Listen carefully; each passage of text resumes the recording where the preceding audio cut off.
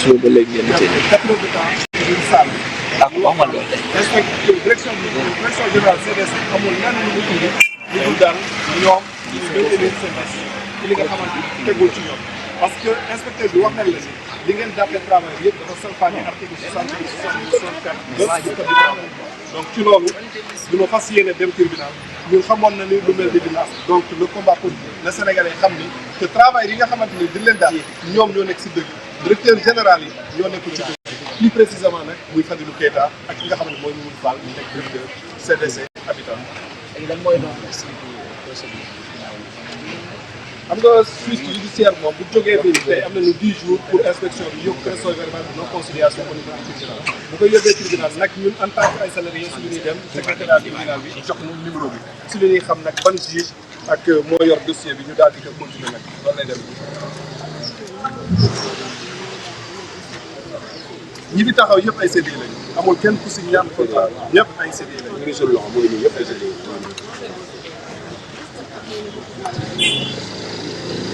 non amul.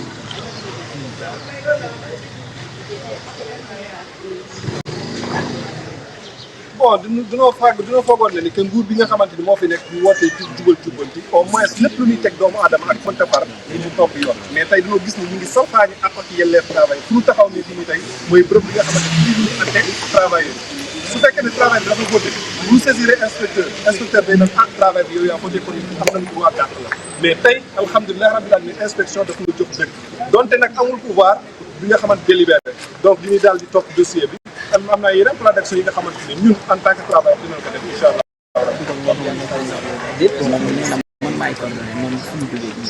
bon au niveau des autorités on a saisi notre ministre du travail Abass Fall bi nga xamante ni ba léegi tontu si yëf yi dina am ay marches yi nga xamante dinañ ko organiser première mai rouge te détail du territoire parce que CDC kese CDC 42 lañ ko licencié bi nga xamante ni am CDI mais nag regroupement bi dafa weesu loolu 30 814 salariés yu licenciés sur l'étendue du territoire si entreprise yëpp privé ak public mais tey pàcc CDC moo fi indi woon parce que dossier entreprise bu nekk buñ ko porté au niveau de l'inspection tey nag alhamdulilah inspection jox na dëgg muy CDC ak CDC.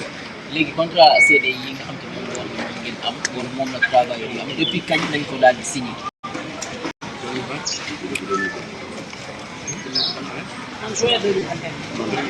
ku nekk ak at bi ñu la indi mais boo leen xoolee kii nii ñu ngi koy indi juin 2022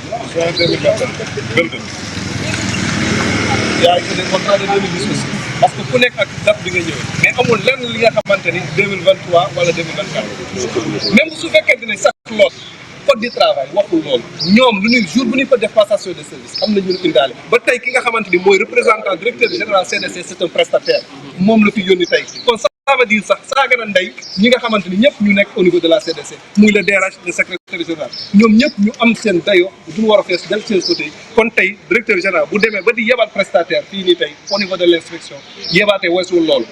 ndax am na benn plan social boo xam te ni mettre nañu ko sur place pour accompagner leen peut-être.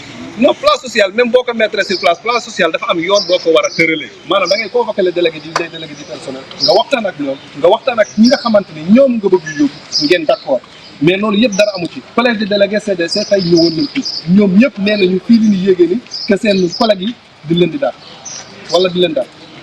diisoo amu ci également laata ñuy jël diisoo amu ci ñeenti nit ñoo diisoo ak Fadilou Keita ñu daal di leen décision. version française version française.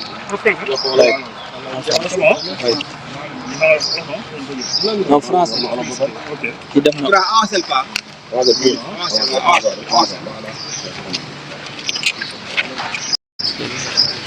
présentation. Voilà, bonjour, je m'appelle Chafal, je suis parmi les agents licenciés de la TGT de coordination groupe. Je suis le coordinateur du collectif face aux caméras des agents de la TGT de coordination groupe. Nous sommes venus pour nous conformer à la procédure en cas de difficulté entre les employés et les salariés conformément aux dispositions du code du travail. Parce que nous considérons que nous avons été injustement, déloyalement licenciés par notre direction générale. Nous, au niveau de la caisse de coordination par le directeur général Fadilou Keita, eux, au niveau de la Caisse de dépôt et consignation Habitat, qui est une filiale de la Caisse de dépôt et consignation mère, par le directeur général Mamoudou Fall.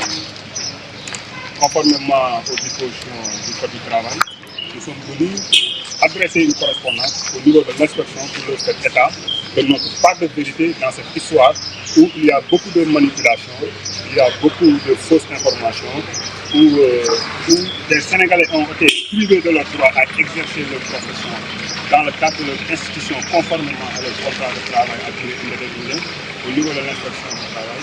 Et c'est par la suite que l'inspection a convoqué les parties pour essayer de tenter une conciliation. Malheureusement, ça n'a pas pu aboutir parce que l'autre partie n'a pas bien voulu justifier le bien fondé de la procédure utilisée pour licencier les agents injustifiés.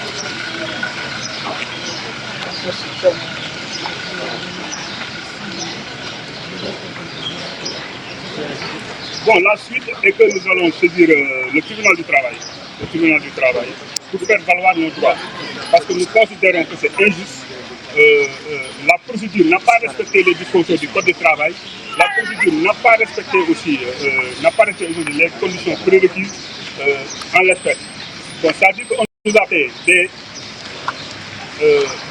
des protocoles de départ à l'amiable dans un contexte où on nous parle de difficultés économiques, alors que c'est deux situations juridiques différentes. Le licenciement pour motif économique est autorisé, je le rappelle.